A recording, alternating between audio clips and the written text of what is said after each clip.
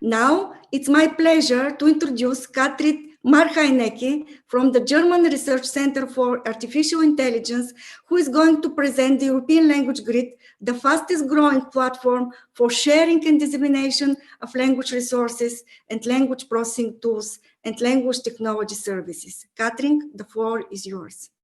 Many thanks, Svetla. Thank you very much for the introduction. Yes, good morning, everyone. I'm really happy to be here and to have the opportunity to present our project here, or projects, I have rather to say. I am joined by my colleague Penny Labropoulou, who will present or demonstrate the ELG with a little more hands-on approach after my introductory presentation. First of all, I have to apologize on the outset of this event. We had planned for our coordinator, Professor Dr. Georg Rehm, to present this introductory session. Unfortunately, he and his family have caught the COVID virus, and so he is unfortunately not in the position to present today, but he is on the recovery, and his family as well. So we are glad to hear that. But so I'm today presenting this session, and I am, as Svetla just said, also I'm in the team of Georg Rehm, and I'm the project manager of the European Language Grid. So I will now share my screen and start to introduce you to our project and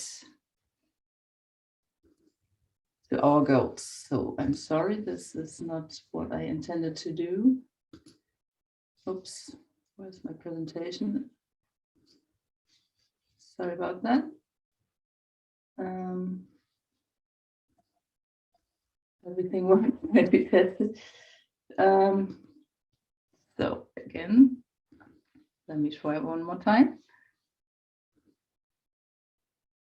So can you see the screen now? The presentation? Yes. Okay. Yes, it's okay. Thank you. So then I first want to give you a little bit of a background of how this project came about and what the historical background is.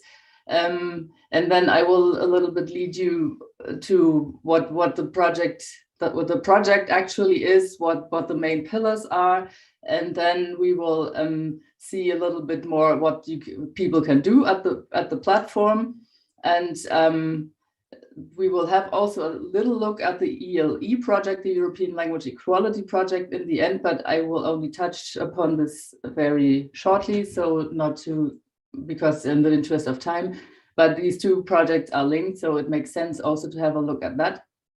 And after this more theoretical introduction, as I say, my colleague Penny will take over and go a little bit more into the details of the actual platform and demonstrate what can be done there.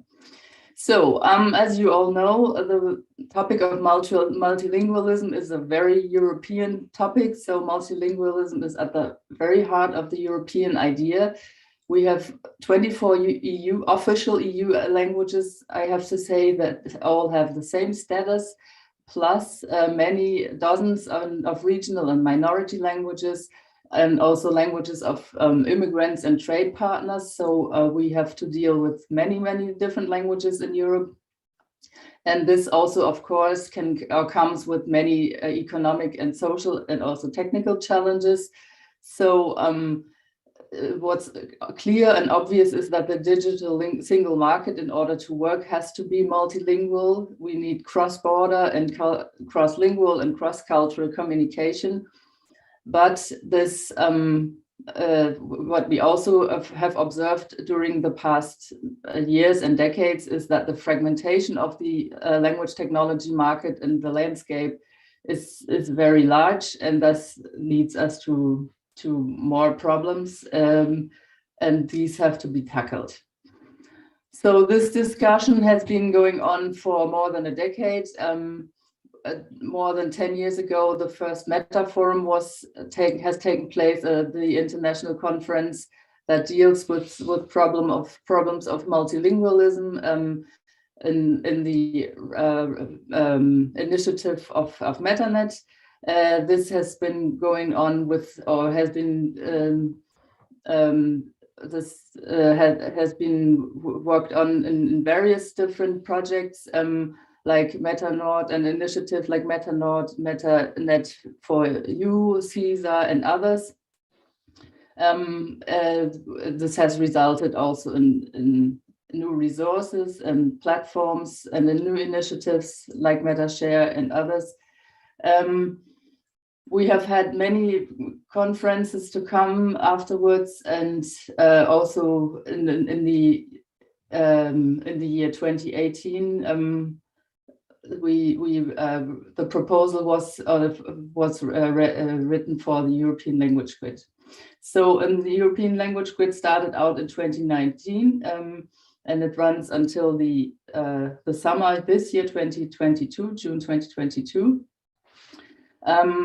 We have a consortium of 9 partners, which you see here below on the bottom of this slide. In this also is based on the white papers, the MetaNet white papers that have been also written in 2012. So this is just to show that this is not a very short initiative, but that we are based on a long-term research. So in 2018, there has been an EP resolution at the European Parliament, which was based on the STOA study on the topic of language equality. And it was, so this was accepted with a voting of almost 600 yes votes. This study included a couple of recommendations, and two of these, the most two important recommendations you see here on this slide. So one is to create a European LT platform for sharing of services. And the second is to enable and to empower European SMEs to use language technologies.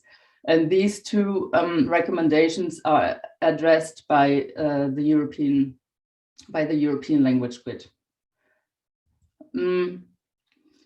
Also important in this context is the fact that there have been a couple of studies that were observing the European LT market. One of this was the CEF market study that has been published in 2019.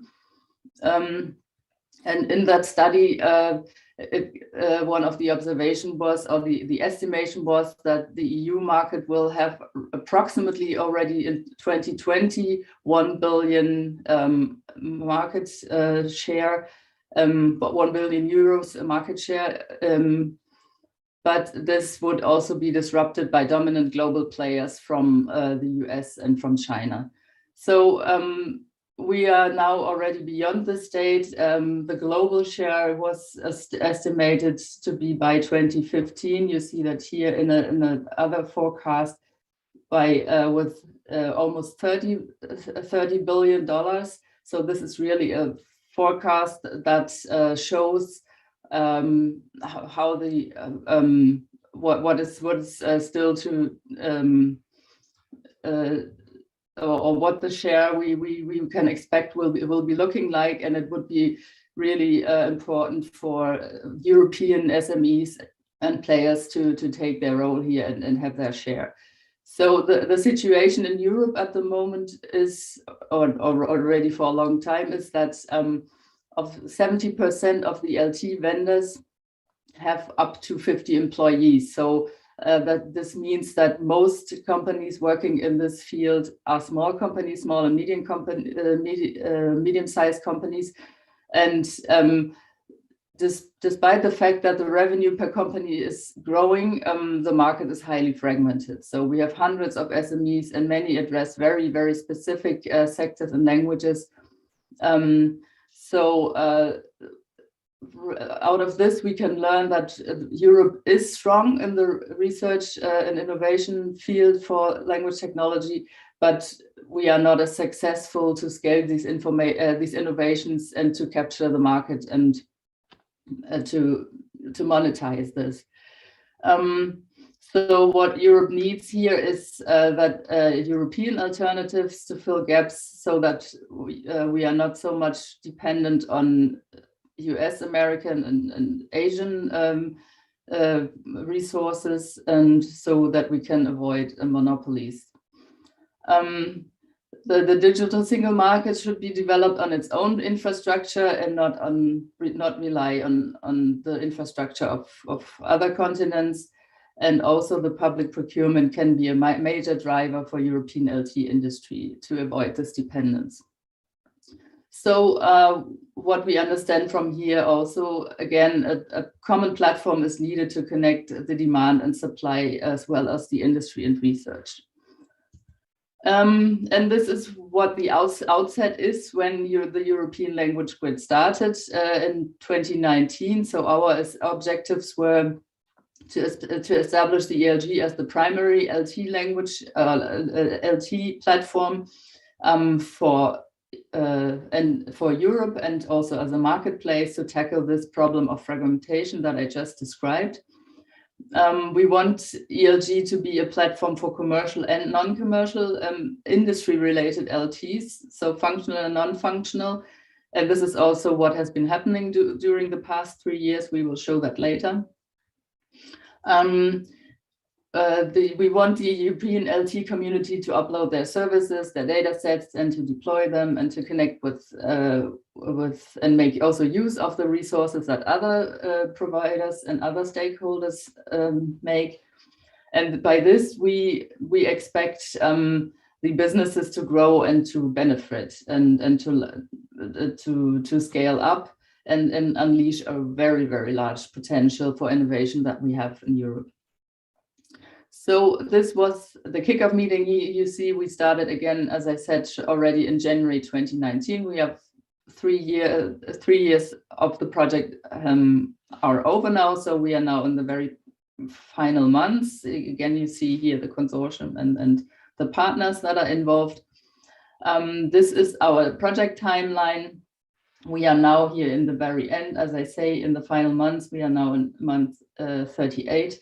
So a lot of these, or most of all these tasks and topics have already been achieved. So we have developed a metadata schema. We have developed various releases of the platform. We have integrated many tools and services that we will look at later. We have had pilot calls for pilot projects that we will talk a lot later about. And also we have a sustainability that we are still working on, because the final stage of the ELG will not be the end of the project, but will be a legal entity that ELG will be turned to after the project is over. So what is ELG, or what can be done with ELG, and by whom can it be used? So ELG is first of all here for for developers of language technologies, be they from companies or from research institutions. At the moment, we have roughly 1,800 organizations in our catalog. So, and they can either provide their tools or their data sets in the ELG, and they can make it available. So be it NLP, speech tools, services, components, and also data sets and corpora.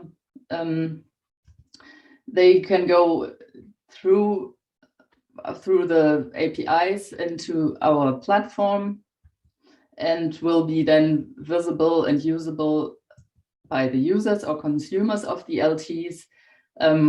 This again can be companies, but also, of course, public administrations, European administrations, or national administrations in the European countries. This can be NGOs, universities, or research centers.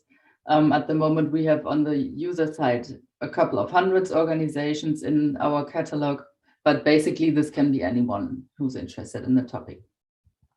So they can discover and download, and as a little bit later stage also purchase the language technologies. They can use them through different ways we will talk about later, either the Python SDK or through the web UI. And they just can test them, integrate them, and use them. So where do the data come from that we have already in the ELG? So what we do is we harvest all relevant LT and language resource repositories out there already on a regular basis, and this number of catalogs and repositories is growing. To collect metadata and about the resources and make them available and visible through the ELG. So this is very important that we, by that, can enhance the visibility so that it's more easy to discover and to find them. And here you see a couple of resources and repositories that we have already harvested, like MetaShare, ELRC Share, Opus, Zenodo, but also repositories like Hugging Face or Clarin and others. And this is, of course, this group of repositories will grow during the next months and years. So ELG basically is a joint technology platform for the whole European technology community. As I said, roughly 1,800 organizations at the moment, but this number is hopefully also to grow very soon. The European Language Grid is a joint data and tool and resource sharing platform, and also it is a marketplace for the whole community, for the LT community, to showcase their products and also to have use it as a sales channel. And also very important, the ELG will or is already the yellow pages of the European technology community. We are also working on this to grow. So as I said, we have 1,800 organizations at the moment, and we think it is very important that we make the European Language Grid a place where stakeholders can find each other and discover each other, so that everyone who's working in this field knows or can find other stakeholders who are doing similar things or things that they can collaborate on. So in all, we want to make the European language technologies and language resources available in a one-stop shop. So we want to have it all under one umbrella. What is the ELG looking like at the moment?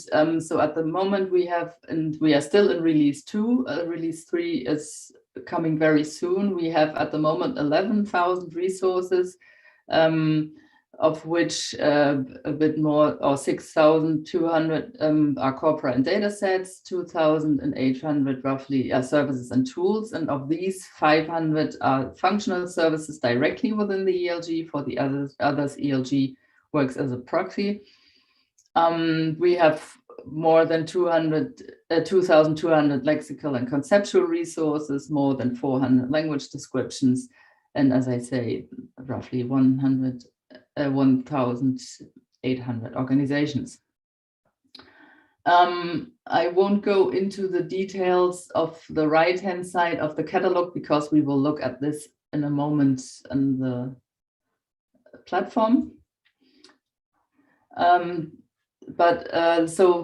Another very important pillar or aspect in the European Language Grid initiative is that we don't want to act by ourselves out in the open air, but we want to collaborate, of course, and want to get in close and are in close connection with other users and stakeholders in the field. First of all, we have our 15 pilot projects, one of which you will hear about later a lot more in detail. The multilingual image workshop that will be held after this session is over. So I will talk about the pilot project and the process, how they came about in a minute. Another very important group of projects is the ICT 29B projects. These are research and innovation projects from the same call as the ELG project. One of these, the ELITA project, is represented today with providing the subtitling and translation functionality that Svetla introduced earlier. This is a very good, I think, or a very good connection, and shows very good how closely these projects are linked already and can support each other. I'm very happy about this collaboration. We, of course, have a close link to the European Language Equality Project that I will introduce a little bit later, but also other European platforms like AI for EU and other related projects and networks. We are have very close working relations to, and we think that it's very important that this research that has already been done there can be used, and that we can build synergies here so that we can really support each other rather than act as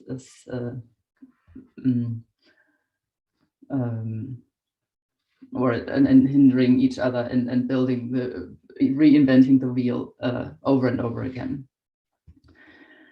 So here is a very important factor also of the ELG, an important pillar that I want to stress, and this is the real ELG community.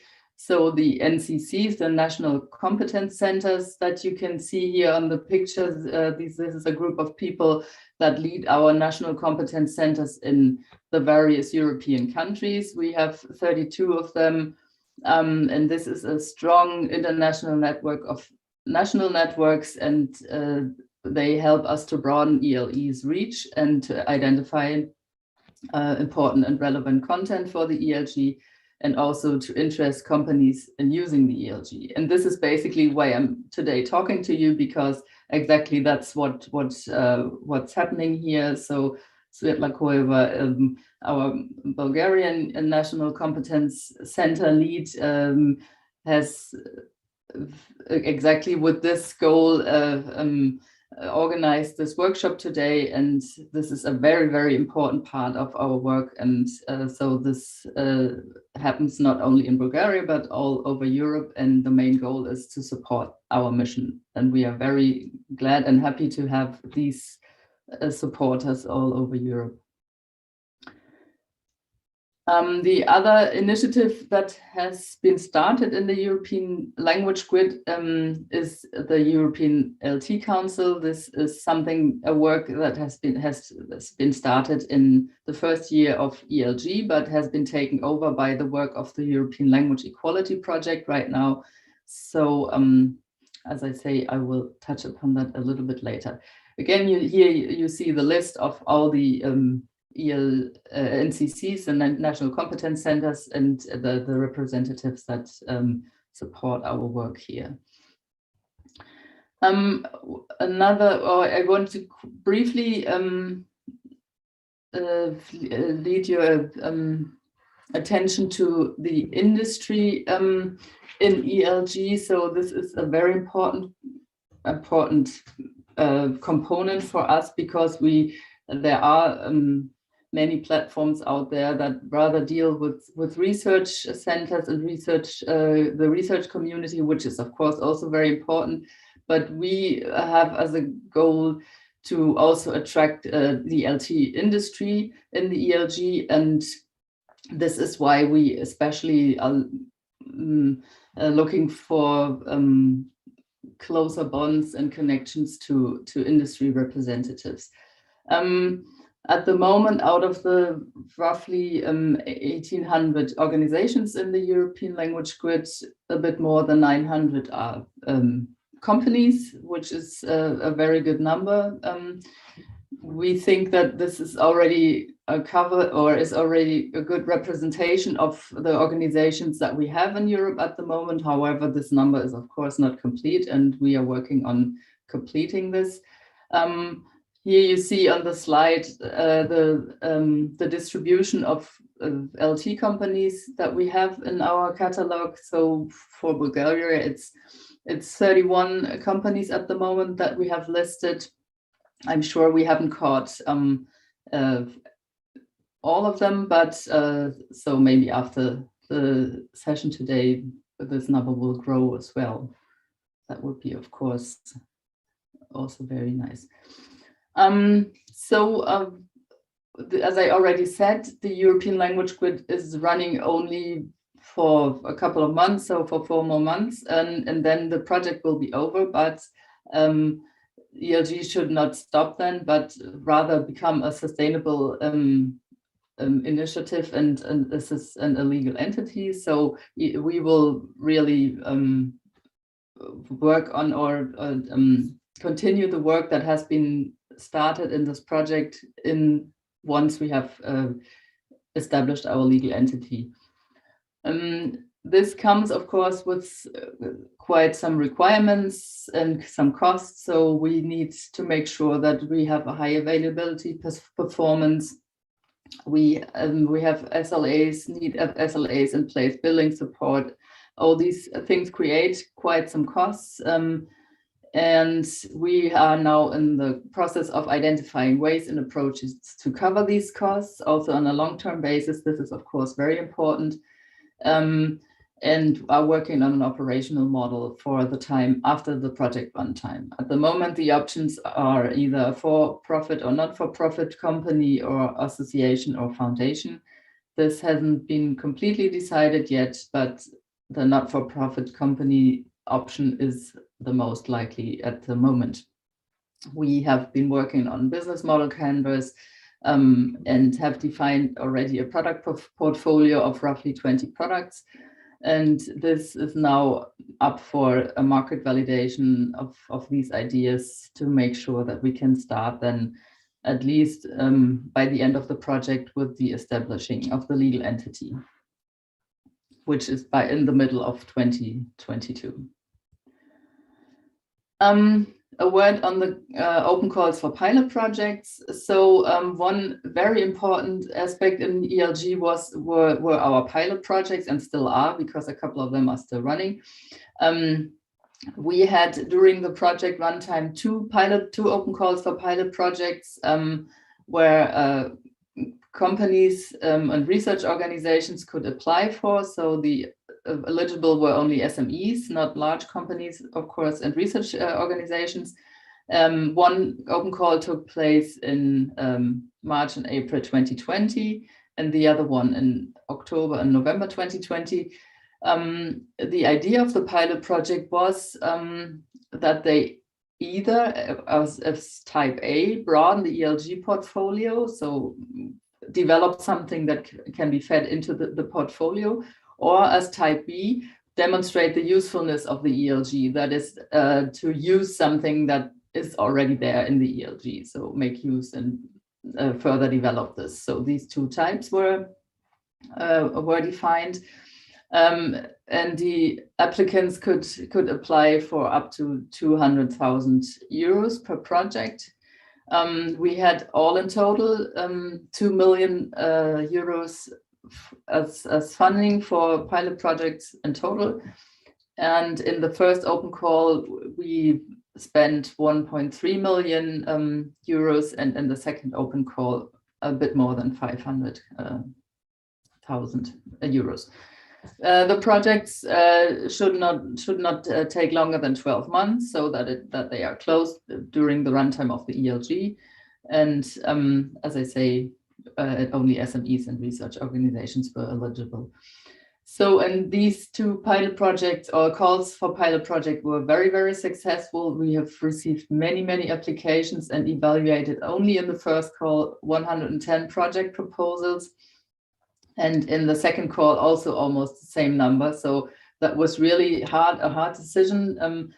Only in the first call, we could have spent almost 17 million euros just to fund all these projects. Since we didn't have that much money, we had to select, and we selected 10 projects in the first call and 5 projects in the second call. The first call projects have finished now, as you can see here on this slide. So the first round of 10 projects is finished. All of them have finished very successfully, and the project goals have been reached. That was very, very nice to see, and we are really happy with the outcome. The second open call is, or the project of the second open call is still running until the spring of this year. And as you will learn more about one of them, the multilingual image corpus, that is led by Svetla Cueva and her team. So some statistics, not too many, in the interest of time. Just for you to see, so the number of resources in the ELG is constantly growing, as you can see, over time. So we started off, obviously, when the platform was ready in the beginning of 2020 with smaller numbers, and then due to various also batch inclusions, we could raise this number significantly. Here you can see the distribution. So the largest distributions, we had that already earlier on the slide, are the corpora, but also the number of organizations included is a large, or has a large proportion here. So these two are resources that we can integrate in a batch-like mode. So that's why you see these jumps here. The other ones, like the tools and services, have to be integrated a little more by smaller numbers, because here the development will take place service by service and not in a batch mode. That's why here you see a more not such a steep rise. So another look at the registered ELG users. We have by now roughly 400, a bit more than 400 consumers or users. So we divide our users in different roles, like consumer and provider role. We will see that later also. Now we have in total 650, and of these are 240 providers, and the others are consumers. So what can these consumers do in the ELG? I will briefly summarize that here, and we will see the details then on the platform. The consumers can, of course, search or browse the ELG catalog for different types of language processing services and data. So what they're interested in, they can be related to projects and organizations in Europe, and they can use simple or advanced free text searches. They can use the facets for research types, language, service, function, intended applications, conditions of use, license, or related entities. They can view detailed metadata, statistics, numbers of downloads, and so on. They can download the data, of course, if the access conditions allow. They can export the metadata records, and of course also see what's forthcoming in terms of data and services. So if you cannot read that here on the right-hand side, no worries, we will look into this in more detail a bit later. And also the consumers can test and try out these processing services that we have there. We will see that also. For this, however, a registration or authentication is required, and we apply daily quotas so that this is really only used as a test mode and not in a way that would harm the companies that offer their services here. The consumers can call services from the command line directly via its REST API and integrate that in their own workflows. And the current APIs that are supported by ELG at the moment are machine translation, information extraction, text classification, speech recognition, and speech synthesis. We also offer a Python-based API for accessing the ELG catalog. This is something that we won't cover today in detail, but if that's something that interests you, please let us know. Then we will give you the right pointers to material where this is shown and described in detail. So I won't show now these demos because we will have a demo afterwards. I skipped that. Just a quick glance at the provider side, though. So the providers can, providers in the LT communities can contribute their formal descriptions that have to be compliant with a dedicated metadata schema. And they can describe their organization and with different, if they have different divisions, also with divisions and their projects, if they have one. They can describe and provide the access, how to reach the language resource technologies, and they are also linked with each other, which is very good, so that you can see if an organization has more than one service, or if it's also involved in another project and so on. So this is all visible. For this, they must register and also be authenticated as providers, as I said. And for the language resources, as I already said, ELG has imported and harvested from many repositories. So you see them here again on the slide. And this can be done in a batch-like mode for some metadata and can be imported automatically. But of course, this needs manual correction, and this is sometimes difficult because the mapping and matching with other resources does not always work as easily. So this sometimes takes more time and sometimes less, depending on the repository. So where do the LT services come from that we have in our catalog at the moment? So many of them come from our consortium. That was the starting point when our first release in April 2020, when we finalized the APIs for major classes of services. And there, at that time, we concentrated on a subset of EU languages, those that you see here on the slide: Czech, English, French, German, Greek, Latvian, Spanish. So these were the native languages of the ELG consortium partners. In release 2, a year later, in early 2021, we had added support for many more EU and related languages, and also further 8 further ASR services, many more IE and text analytics, MT, and text-to-speech services. Also, we added by that time more APIs for additional service types, and now in release 3, which is really around the corner, we will add even more languages beyond the EU languages, and more services, like 13 more ASR and roughly 150 more information extraction and 9 MT services. Another important source of services are from our pilot projects. I already said that. So they offered or provided many additional services to the ELG, and some of them have already been integrated, and more will follow in the next release when the final pilot projects will have ended. Let me quickly check the time.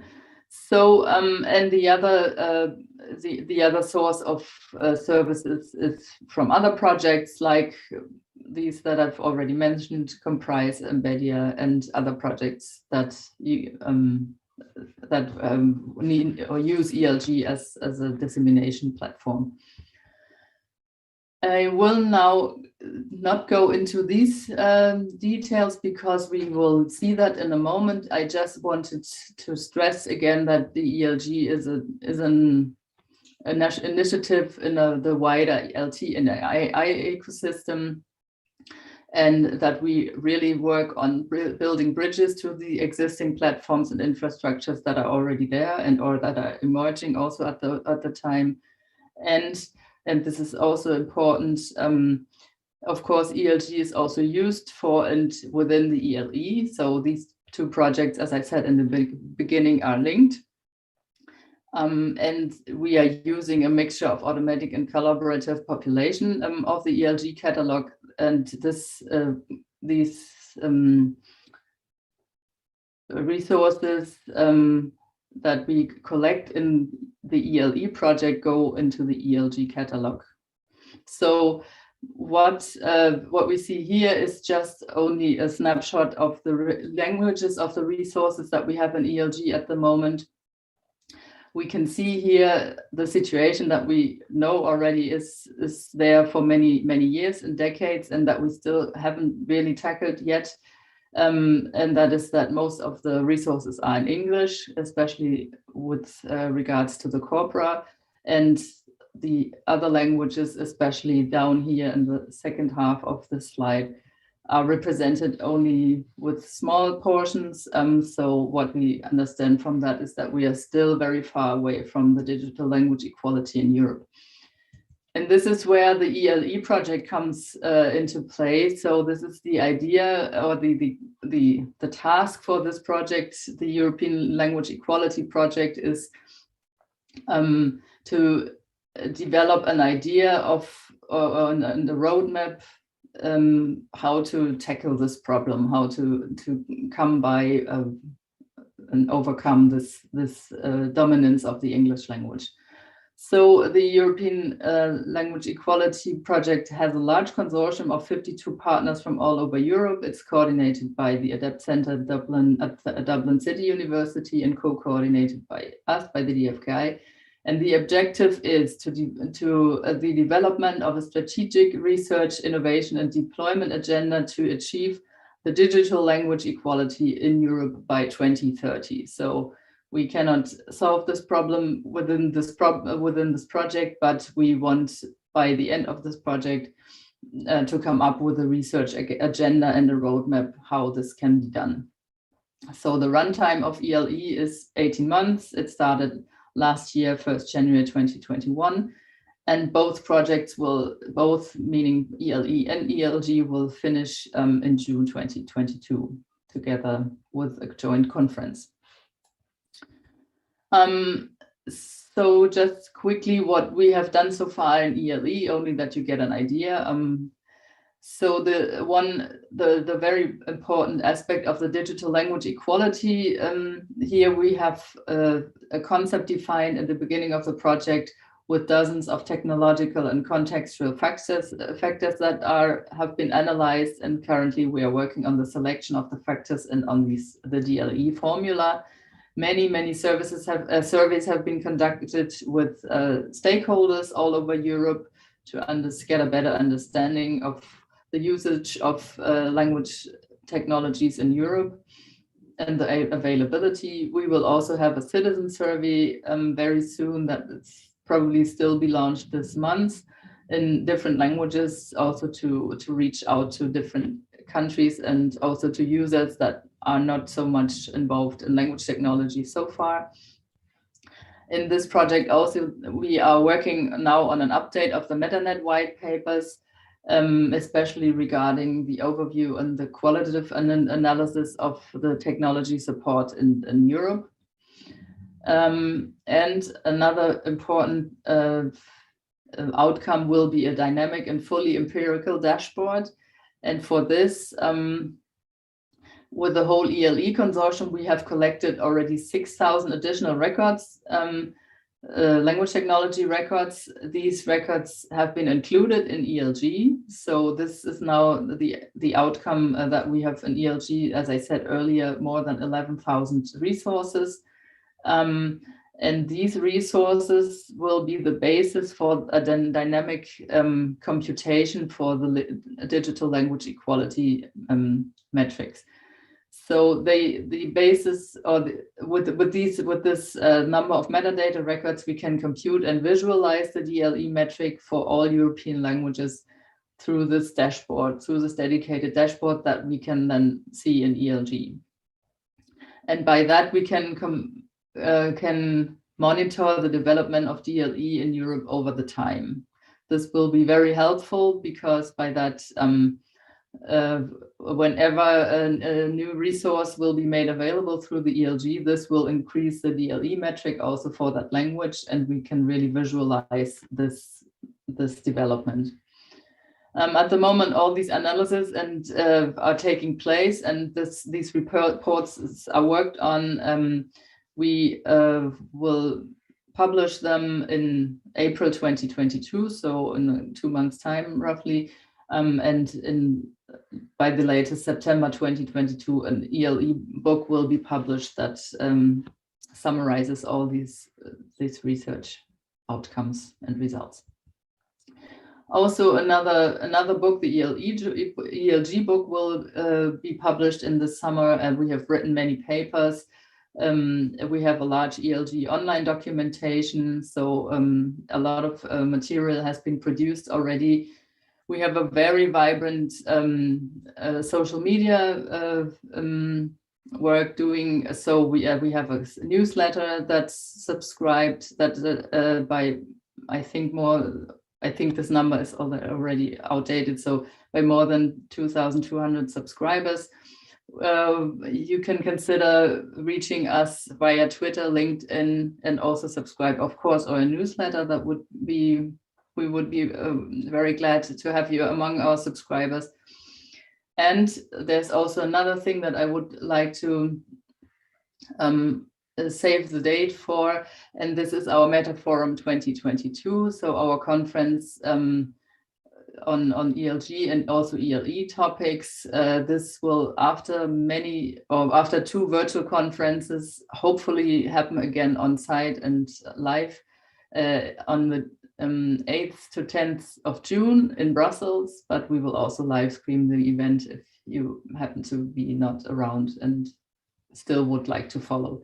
If you're interested in other material on ELG and also in the metaphor of the past 2 years, please visit our YouTube channel. Here you can see a lot of material and also both conferences and the streams. And with this, I want to wrap up. I'm a little bit over my time box already. Sorry, Penny. So just to sum up, I have said that already before. The work in ELG is to establish the ELG as the primary platform for language technologies. We want to tackle the highly fragmented LT landscape. We want the European LT community to be a key player in the global market of the LT landscape. And we, of course, want to increase the visibility and reach of all members of the European LT landscape. With the contribution to the digital language equality in Europe, with giving all the languages and a virtual home and an umbrella that collects all services and resources within the work that's the work that I've just described within ELE, and this will be visible in ELG as well. So as I've already said, there are a couple of other steps that come up next before we can conclude our projects. That is raise awareness, of course, and enlarge our data repositories, organize our meta forum, and of course the most important right now is the next release 3. So stay tuned. There will be still many interesting news in the ELG project and also in the ELE project. And with this, I would like to stop my presentation right now and hand it over to my colleague Penny Labopoulou, and so that she can show us a little bit around on the platform. Okay, thank you, Katrin, for your very interesting talk.